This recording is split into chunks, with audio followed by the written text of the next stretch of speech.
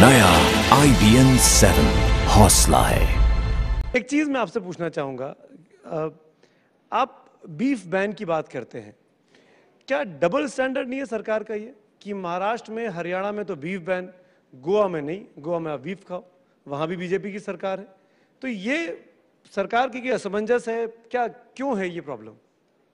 देखिए, पहली बात, ये जो देश है वो संघीय ढांचे के तहत चलता है। एक फेडरल सिस्टम है, फेडरल स्ट्रक्चर है देश का, और राज्य सरकारें वहाँ के लोगों की भावना, उन राज्यों की भावना, उन राज्यों के लोगों की मांग, उसके आधार पर तय करती हैं कि किस चीज़ पर प्रतिबंध होना चाहिए, किस चीज़ पर प्रतिबंध नहीं होना चाहिए।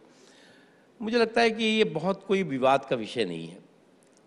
गाय के बारे में अगर आप कहेंगे तो निश्चित तौर से देश के करोड़ों लोगों की आस्था है, पूजा लोग करते हैं, गौ माता कहते हैं।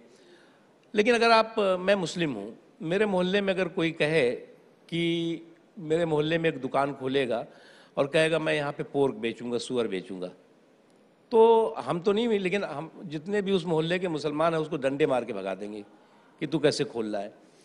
आप जब अपने लिए एक्सपेक्ट करते हैं कि आपके मोहल्ले में, आपके इलाके में, जो कि इस्लाम में सूअर हराम है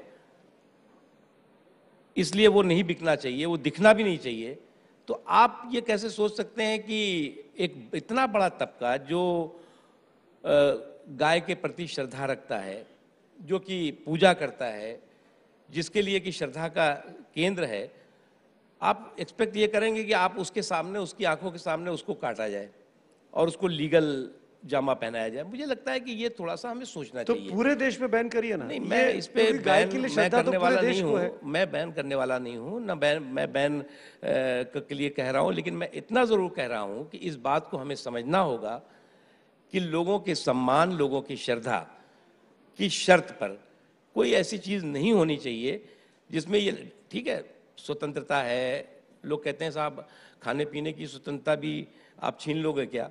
अरे भाई, यहाँ पे खाने पीने का विषय नहीं है। तो बैन क्यों किया महाराष्ट्र में, हरियाणा में? मैंने इसीलिए कहा ना कि महाराष्ट्र कम्युनिटी है जो विरोध कर रही है। कोई नहीं, कौन विरोध कर रहा है? महाराष्ट्र में तो बहुत विरोध हो रहा है। कोई विरोध नहीं कर रहा है।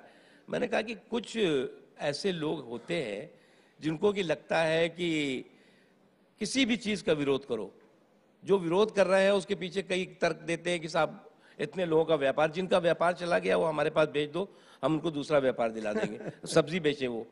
लेकिन वो, उनको ये मतलब है कि हम जो है वो गाय काट के ही जो है देश में व्यापार करेंगे। तो मुझे लगता है, और वो भी लोगों की भावना को ठेस पहुंचा के, वो ठीक नहीं है। जब आपके लोग, आपके सांसद जब बयान देंगे लव जिहाद को लेके, वो कहेंगे हिंदुओं को कि 4-4 बच्चे पैदा करो, तो क्या इंप्रेशन जा रहा है? ये आप डर, खौफ नहीं पैदा कर रहे हैं उसी माइनॉरिटी के मन में? और प्रधानमंत्री चुप रहते हैं, मुख्तार अब्बास नकवी चुप रहते हैं माइनॉरिटी अफेयर्स मिनिस्टर होने के नाते? कोई चुप नहीं रहता। प्रधानमंत्री जी ने भी संसद के अंदर भी बहुत स्पष्ट तरीके से, बहुत कड़े शब्दों में, बहुत स्पष्ट तौर से उसको रिजेक्ट भी किया और चेतावनी भी दी ऐसे लोगों को, वो कहीं के भी हों, कि इस तरह की समाज में बिखराव और टकराव पैदा करने वाली बातें ये सरकार बर्दाश्त नहीं करेगी। एक चीज़, हम एक संकल्प के साथ चलें, कोई भी डिस्ट्रक्टिव एजेंडा मोदी जी के डेवलपमेंट के एजेंडे पर डोमिनेट नहीं करने पाएगा। ये हमारा कमिटमेंट है, ये हमारा संकल्प है। ऐसे जो लोग हैं, साध्वी जैसे, आदित्यनाथ जैसे, साक्षी महाराज जैसे, ये ऐसी बातें ना बोले, उसकी क्या गारंटी है? देखिए क्या है, अब आप डेमोक्रेसी में किसी की गारंटी तो ले नहीं सकते कि आप कहें कि साहब ये नहीं बोलना है, इनको बोलना ही नहीं चाहिए, इनके मुंह पे ताला लगा दो। वो कोई ऐसा सिस्टम नहीं है। इतना ही हो सकता है कि देखिए, हमने पार्टी के स्तर पर भी, सरकार के स्तर पर भी अपनी बात बहुत स्पष्ट तरीके से उन तक पहुंचाई भी है और देश को ये बताया है कि हम क्या चाहते हैं।